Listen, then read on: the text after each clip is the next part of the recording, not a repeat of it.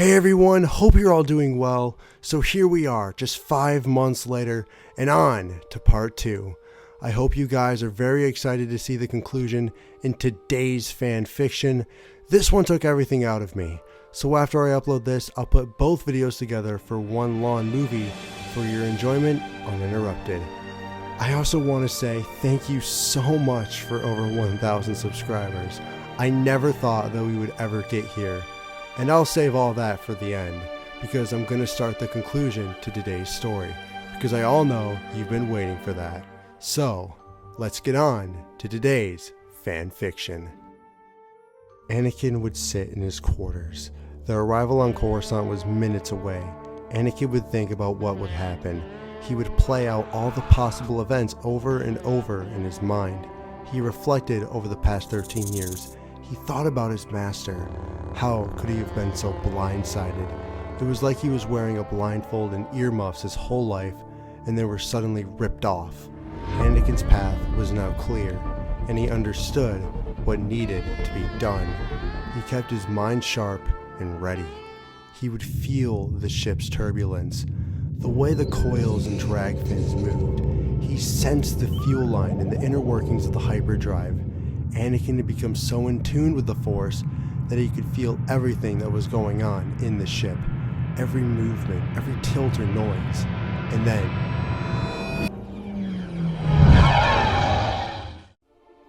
his eyes opened. They were here. Anakin would stand and clip his lightsaber to his belt and exit his quarters. Revan would summon his apprentice to the hull of the ship. Anakin was very nervous. If just one thing went wrong, then everything he planned to fight for would be ruined. Anakin tried to stay calm, to mask his emotions from his master, but Revan was not easy to fool. Revan would explain to Anakin that the dark side showed no mercy, and that they were going to dispose of Palpatine as quickly as possible. Unbeknownst to Anakin, Revan had bigger and deeper ambitions than just getting revenge on Palpatine. Revan wanted power, unlimited power, and so he planned to take Palpatine's place and turn the Republic into the once great Sith Empire that he ruled over. Revan planned to rebuild the Starforge, or at least something close to it. He told Anakin none of this, as he sensed a great conflict within him. The moment Anakin's allegiance had shifted away from him, Revan felt the massive surge of energy in the Force, and he knew that he couldn't let his apprentice stand in the way of his plans.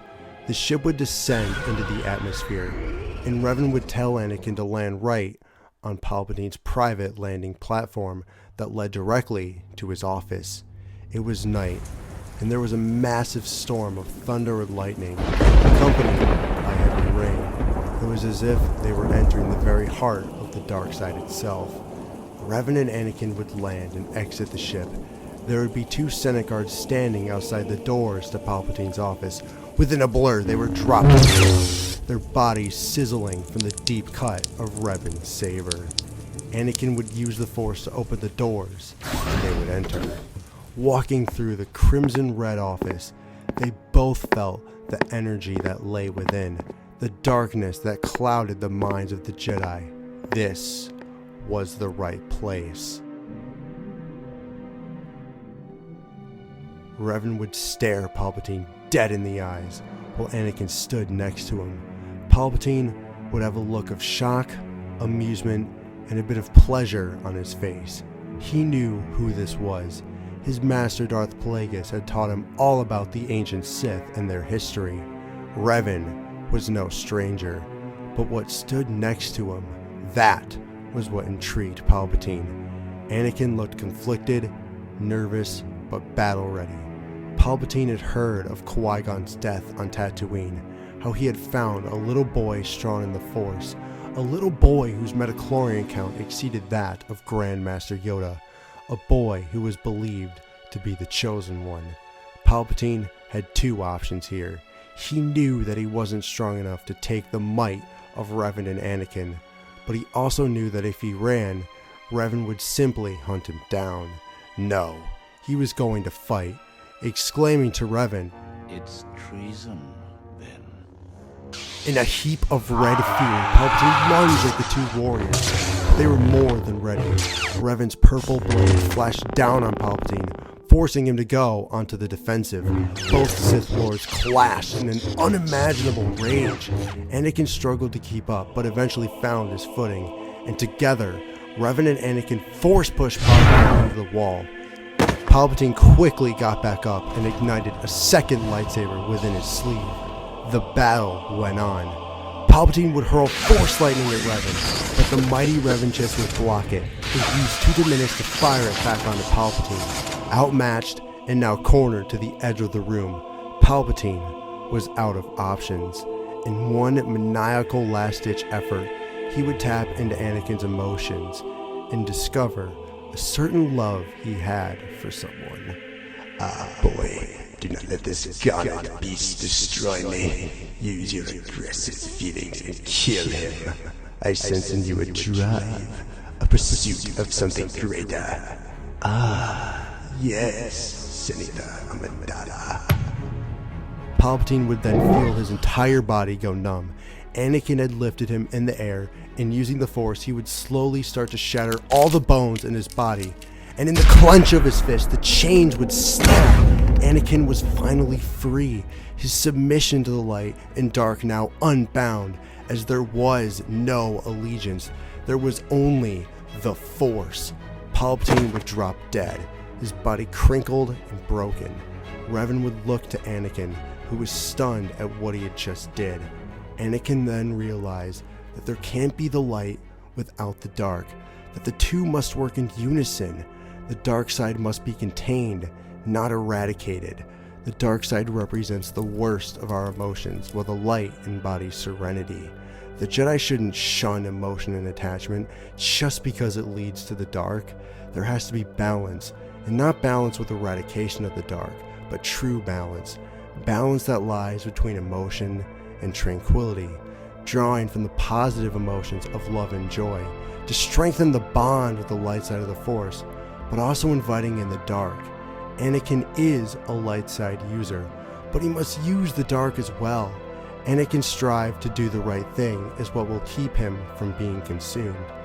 And it's within this realization that he truly becomes the chosen one. Anakin would leap towards Revan with his hand stretched out, choking Revan with the Force. Light or dark, it did not matter. Revan suddenly felt his throat begin to crush by Anakin's grasp. Using all of his might, Revan would turn and dramatically push Anakin backward. He would then run out of Palpatine's office and get into his ship and speed off into the distance. Doing the same, Anakin would take Palpatine's shuttle and follow Revan throughout the galaxy. When they would come before a familiar planet, he knew where Revan was taking him, landing back at the same spot where everything changed, where Qui-Gon and Maul had died, and where Anakin first met Revan. The Dune Sea was quiet. Nighttime had eroded over the planet as Anakin hopped out of the ship to find Revan waiting for him. Anakin would tell Revan that he knew this was coming, that he had enslaved him all these years. Revan wasn't having any of this. To him, his most prized possession had just become his biggest threat. Anakin ignited his lightsaber as Revan did the same, both warriors standing feet away from one another, both circling each other. This was the defining moment, the galaxy-altering event, and yet there was something beautiful about it. Here we have this young man with a gigantic hole in his heart, that one missing piece that he's trying to fill. And here we have this broken warrior, a man out of time, who's also trying to fill that missing piece.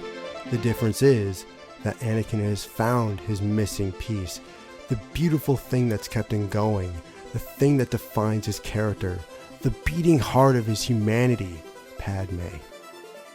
Revan thinks that by exacting revenge and gaining more and more power, he's filling his missing piece, but he's not. He's only losing himself further into the darkness. Anakin has everything to lose, while Revan has nothing. And so, the two warriors stare each other dead in the eye. Anakin breaks the silence and tells his master, I am done letting the dark side cloud my mind. I'm done searching for revenge. Revenge that I never wanted. It was all you. I never had a choice. But now my path is clear to me. And If you're not with me, then you're my enemy. Revan would sense Anakin's emotions. He would feel that love he had for Padme, that strong, deep love that he hadn't felt in centuries, that deep, strong love he had once felt for another, and that deep, strong love that reminded him of his old self, the man that blew up the Starforge, the man that killed Darth Malak, and the man that saved the galaxy. Revan hadn't realized that he charged Anakin when...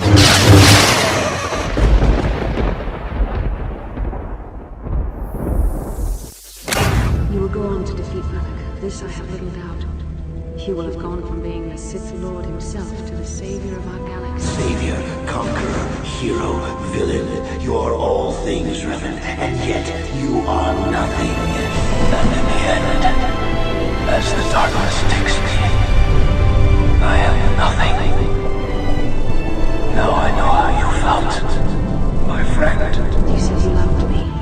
This may not be the best time to say it, but I love you too, with all my heart. Revan looked down to see the lightsaber wound. Anakin, in one swift strike, had swung his blade right through Revan's abdomen. Falling backward, Anakin caught Revan as he held his fallen master in his arms. Revan removed his Mandalorian battle mask, and in his final moments, he told Anakin that he was right.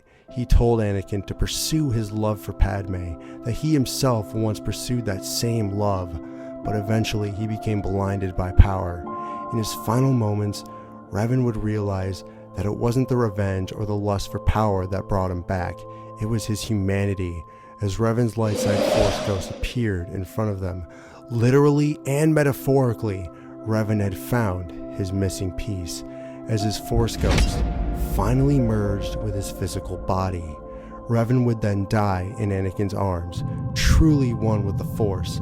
In that moment, Anakin didn't feel hate or anger for his fallen master, but only empathy. Anakin would realize that Revan was simply misunderstood. Revan, just like Anakin, was a victim who decided to victimize. Anakin knew he couldn't let himself become that, and for the first time, he felt compassion for his master. In the end, Revan was the only person who Anakin could relate to. They both felt a mutual love for someone, and that's what Anakin would hold on to. Thank you guys so much for watching today's conclusion to the long-awaited fanfic. I really have to say that this is one of the best things that I've ever made. You know, doing videos like these are so fun for me because I'm not just going over something that has to do with the movies or talking about lore, but rather creating my own story with your guys' help. It just makes me so much more passionate, and I hope you guys can see that in these videos. So for about 3 months, I was reading all of your guys' comments and ideas on how to further this story, and I didn't even notice that we hit over 1,000 subscribers.